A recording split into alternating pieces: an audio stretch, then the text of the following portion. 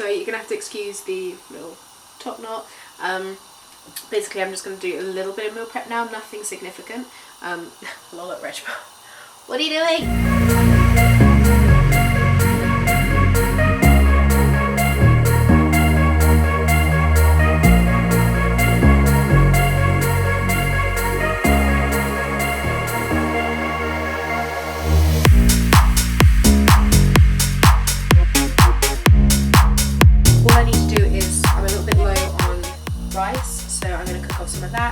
And cook off some of my 5% minced beef.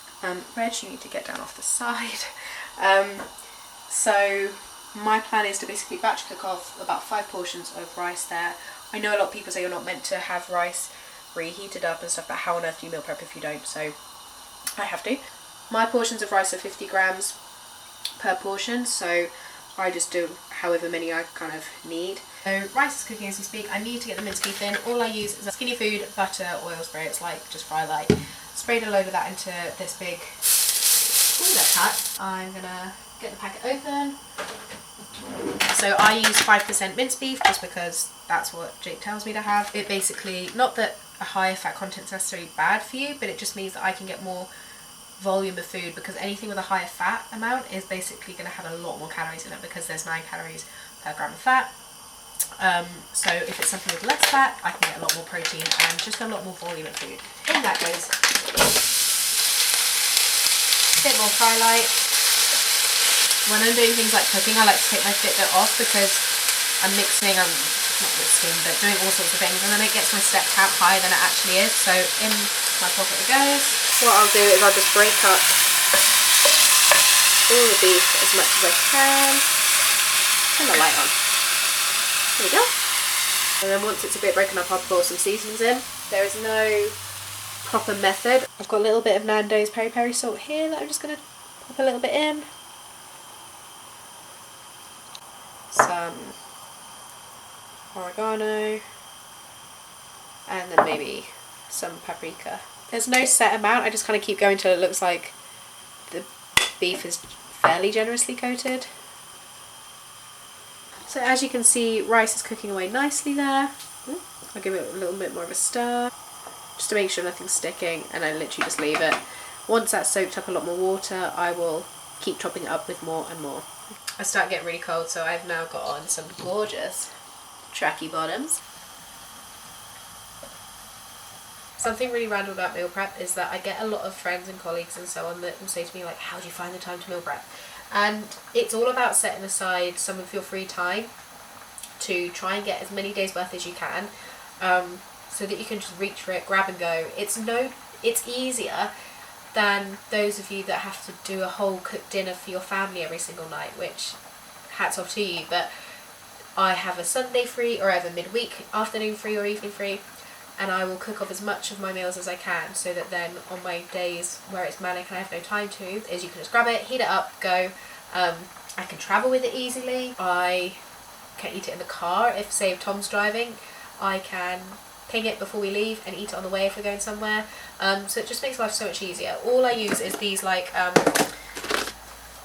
containers like these, and I just portion out my meals into them. My training days are always a rice meal with chicken, 100 grams of chicken, and one with 100 grams of minced beef. And then on my rest days I have those plus another chicken and rice. They all have about 150 grams of vegetables in them, and I always season them with the same kind of grinds of salt and like number of them, and the same amount, usually about 15 grams to 20 grams of the skinny sauces. A lot of people will say to me like, do you not get bored? And I'm like, no, I enjoy the food. I wouldn't eat it if I didn't enjoy it. Some days, of course, I'm going to look at other people's food and think, God, I wish I had that. But you can't as part of prep. You need to be able to track food, and you want to have the most, the food with the most volume, so you're fuller for longer. I could lose weight on McDonald's. Anybody could lose weight on McDonald's, but it would just be a very small amount, and you wouldn't get much more with it, and you would be just not full at all. You wouldn't be getting your macro and micronutrients. Whereas by tracking your food and meal prepping and stuff, you can ensure that you are going to get your calories that your body requires for whatever your goal is. You can ensure that by tracking you can see what protein, carbs, fats you're getting. And by doing these very basic meal plans that obviously Jake set me. It just means that I can get more food. Like, I'm on a pretty average amount of calories at the moment, but every day I will have a bowl of oats. On my training days I'll have 2 savoury meals. I'll have my post-workout, which is Cocoa Pops and bananas, and you'll see later it's a big portion. And then I'll also have a big meal with yogurt, fruit, dark chocolate, protein. So I get a lot of meals. By having more wholesome foods, you're getting a lot more out of it as well. So it's a win-win situation. Bless them. A lot of my work colleagues are brilliant. Like, they're so supportive and so interested in what I do, but it's funny, like, the amount of people that say to me, like, every single day that I heat up my food, oh, that smells nice, what have you got? What have you got in there? That smells really nice. Every single day without fail, it will always be the same. Rice, some sort of meat and veg. Like, it is nothing different at all, and it hasn't been different for the same 6+ months. So I'm going to keep cooking that. You can see there's still quite a bit of liquid. Minced beef over here. I'm just going to give it a bit more of a turn, make sure there's no bits burning. And then because this was a whole kilo packet, this will do me 100, oh my god, this will do me 10 portions worth. So I found what works for me at the moment is doing like a weekly top of Aldi, because if I do a monthly one, I don't buy that much because it feels weird. I think I kind of think, oh, it's too expensive because I'm buying so much food. And plus there's like no way to store a whole month's worth of food for me. I've just realised after finishing cooking my food that a massive load of footage that I'd been chatting away to myself about hadn't even recorded, because this whole camera just seems to do 10-minute intervals and then stops filming. So all I was chatting about really was the fact that I've placed a deposit on my bikini with black ice bikinis. I've chosen my cut style, my cut at the front, my coverage at the back, and that's it. I haven't decided on the colour or the pattern or anything like that yet, so we're going to leave that to nearer the time. Once I know, I'm still not going to announce it because I'm going to do a typical bikini girl thing and not tell anyone. And I think it's nice to leave it as like a big surprise. So I have ideas of what I'd like, but I'm not going to reveal or discuss it because I think it's more fun that way. Last year I had a sparkle bikini, the brand Sparkle Bikini, and Tom bought me a plain one and then I decorated it myself. It was fine, it did me last year, but it just didn't have that pizzazz, and I want to be able to work really, really hard throughout my prep and then have that treat from myself at the end where I get my black ice bikini delivered and I get to open it and have that amazing reveal. It's just, there's no point really working that hard to then present yourself in a poor bikini on stage. And it wasn't a bad bikini, but it didn't look great. And I think getting a professionally made one will look awesome. It will be custom made to fit me. That's better. It won't be stressful in the depths of prep having to decorate my own bikini, because that got really stressful at the end, being a couple of days out and still sticking crystals on it. Never again. I've also got new shoes this year. My shoes I got last year from Compact. The Amazing Jasmine was awesome, and I got some heels that were like 3.5, maybe 4 inches. I could walk in them fine, they looked great, but on stage, after looking at stage photos afterwards, where the heel's not that high, it looked quite flat-footed on stage, so it wasn't that flattering. It didn't have that same like lovely, elegant tiptoe look that I like. And yeah, it just made my feet look a bit big, so I've gone for the Gala, I think they're 08s. Basically no platform at the front, much higher heel, like a 4.5 inch, and therefore will bring me up on my tiptoes more, and I like that kind of IFBB Elite Pro, long, elongated leg, tiptoe kind of look. I think it looks really elegant, really sassy. There's no need for me to have platforms. Every federation is different, but you can have platforms with PCA, but I just didn't personally want them. I'm already quite tall, I'm 5'7", so I didn't want to be that much taller anyway, although it's fine, you're in a height class. I just didn't want to be even taller. I have no idea what I'm doing with my hair yet. At the moment I've got like the kind of dregs of my, what was like ombre to ginger, like my dark, it was like a dark red to ginger there. It's all faded now, and I've got an appointment with my hairdresser Karina for March. Then for show day I'm not sure if I'll go dark again, because last year I was obviously like really dark brunette, almost black, and it does look really striking with my blue eyes, and so I'm a bit torn. I think I might go back to dark for my show, but then ginger on stage could look really cool, so I'm really torn on that at the moment.